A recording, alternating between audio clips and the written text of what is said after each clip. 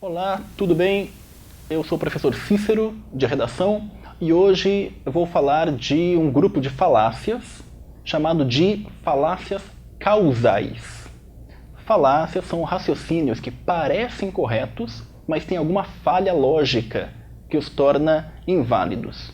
Então, um argumento falacioso é um argumento que não consegue provar aquilo que ele parece que está provando.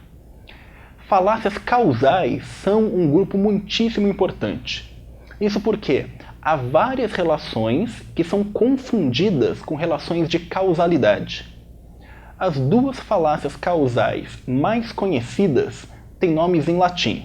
A primeira é conhecida como post hoc ergo propter hoc, que quer dizer literalmente, se aconteceu depois, aconteceu por causa de. Essa falácia consiste em confundir uma relação temporal com uma relação causal. É assim, acontece alguma coisa, depois acontece outra. E aí, você acha instintivamente que a segunda coisa que aconteceu por causa da primeira. Por exemplo, é a origem da maioria das superstições. Alguém acorda com o pé esquerdo e tem um dia ruim. E aí começa a dizer que o dia foi ruim porque a pessoa acordou com o pé esquerdo.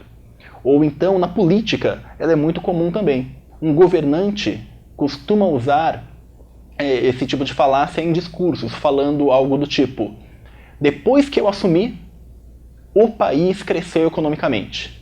Logo, o meu governo foi responsável pelo crescimento do país. Por que isso é uma falácia? Porque não obrigatoriamente uma coisa que ocorreu depois da outra foi causada pela primeira. Então, se você quiser mostrar que existe uma relação de causalidade, a explicação tem que ser mais completa. Não pode ser apenas o fato de que uma coisa veio depois da outra. A outra falácia causal mais conhecida se chama cum hoc ergo propter hoc, que quer dizer literalmente, se acontece junto, acontece por causa de. É praticamente a mesma ideia da falácia do post hoc.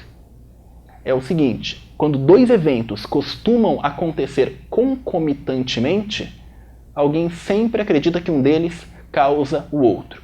Por exemplo, suponha que você, olhando gráficos de ataques de tubarão e de vendas de sorvete, percebe que os sorvetes são vendidos com maior frequência numa época e nessa mesma época ocorrem mais ataques de tubarão. E aí alguém pode chegar à conclusão de que o sorvete deve atrair tubarões. Quando o mais provável é que os dois fenômenos, a venda de sorvete e o ataque de tubarões, estejam conectados porque os dois são causados por um terceiro fenômeno. Nesse caso, o verão.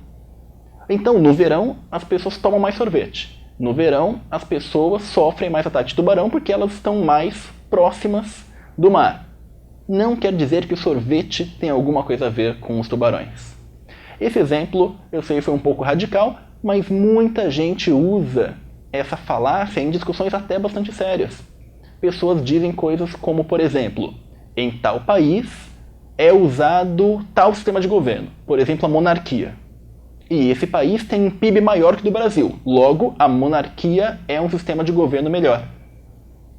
Isso não necessariamente é verdade, porque certamente esse país tem um PIB maior que o Brasil, tem uma infinidade de outras diferenças em relação ao Brasil. Então você não pode pegar uma característica que acontece junto com outra e dizer que uma causa a outra obrigatoriamente.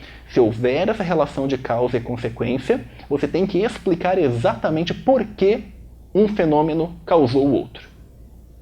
É isso por hoje, até a próxima.